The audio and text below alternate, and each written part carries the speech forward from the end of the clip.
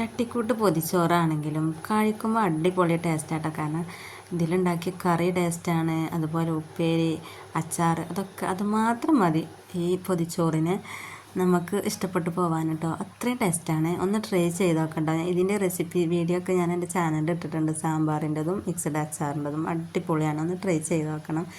അപ്പോൾ നമ്മുടെ ചോറും സാമ്പാറും അതുപോലെ വഴുതനങ്ങ ഉപ്പേരിയിട്ട്, വഴുതനങ്ങ ഞാൻ വെച്ചിട്ടുള്ളത് ഉള്ളി, നമ്മുടെ വലിയ ഉള്ളി ഉണ്ടല്ലോ, അത് എണ്ണയിൽ നല്ലപോലെ വഴറ്റിയെടുത്ത ശേഷം അതിൽ മസാലകൾ മല്ലി, മുളക്, മഞ്ഞളും ചേർത്തിട്ട് ഉപ്പും ചേർത്തിട്ട് പിന്നെ വഴുതനങ്ങ എണ്ണയിൽ മാത്രം അങ്ങനെ വേവിച്ചെടുക്കട്ടെ, വെള്ളമൊന്നും ഒഴിക്കാതെ. നല്ല ടേസ്റ്റാട്ടോ വഴുതനങ്ങ അങ്ങനെ വെച്ചാൽ.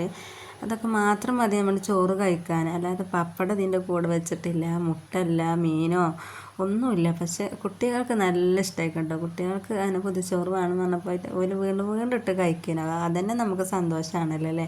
അപ്പോൾ നിങ്ങൾ എൻ്റെ വീഡിയോ സബ്സ്ക്രൈബ് ചെയ്യാതെ കണ്ടെന്നുണ്ടെങ്കിൽ ഒന്ന് സബ്സ്ക്രൈബ് ചെയ്ത് സപ്പോർട്ട് ചെയ്യുക. അതുപോലെ നിങ്ങളെ ഫീഡ്ബാക്കൊക്കെ കമൻറ്റ് ചെയ്യുക, ലൈക്ക് ചെയ്യാൻ മറക്കണ്ട കേട്ടോ. ഇഷ്ടപ്പെട്ടാൽ നിങ്ങൾ വേണ്ടപ്പെട്ടവർക്ക് ഷെയറും ചെയ്തോളൂ. അപ്പോൾ അടുത്ത വീഡിയോ ആയിട്ട് വരുന്നത് വരെ ബൈ. Thanks for watching.